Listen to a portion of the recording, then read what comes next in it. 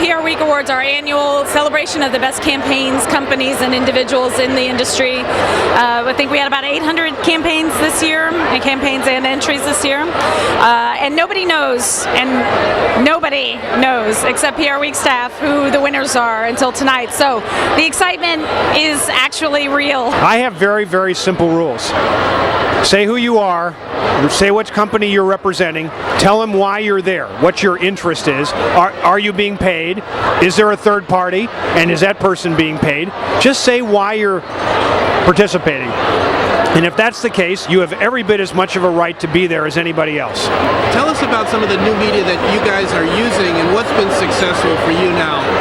Well, I think partnership with social networks has been very positive. The tie-in with MySpace and Trojan, MySpace again with Unilever and Axe. Axe promotion had 80,000 friends for a Game Killers promotion. That's been great.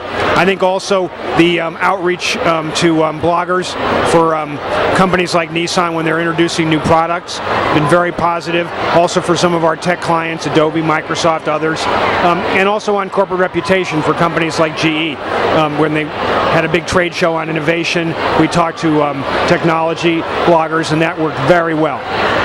So, are you sort of joining the conversation, or are you really creating new media?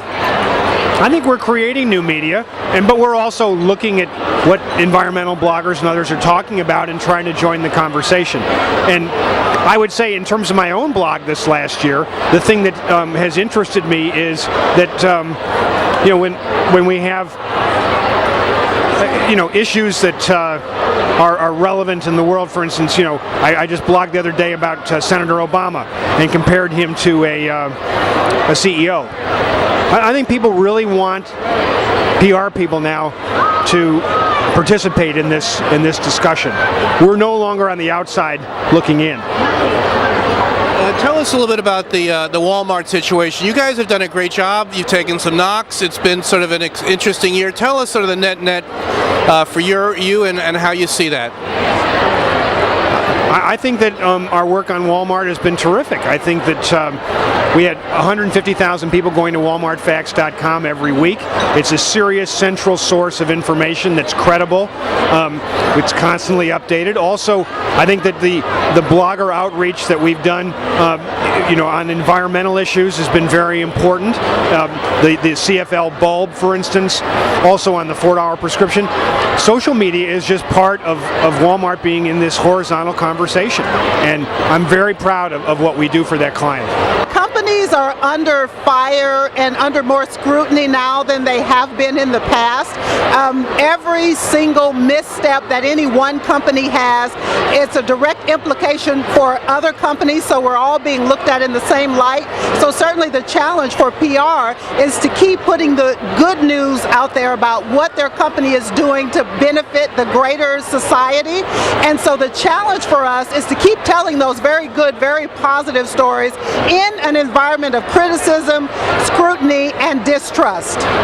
Certainly there is the opportunity nowadays to use all of the different media vehicles and tools available to you to tell your story in ways that you've never been able to tell it before.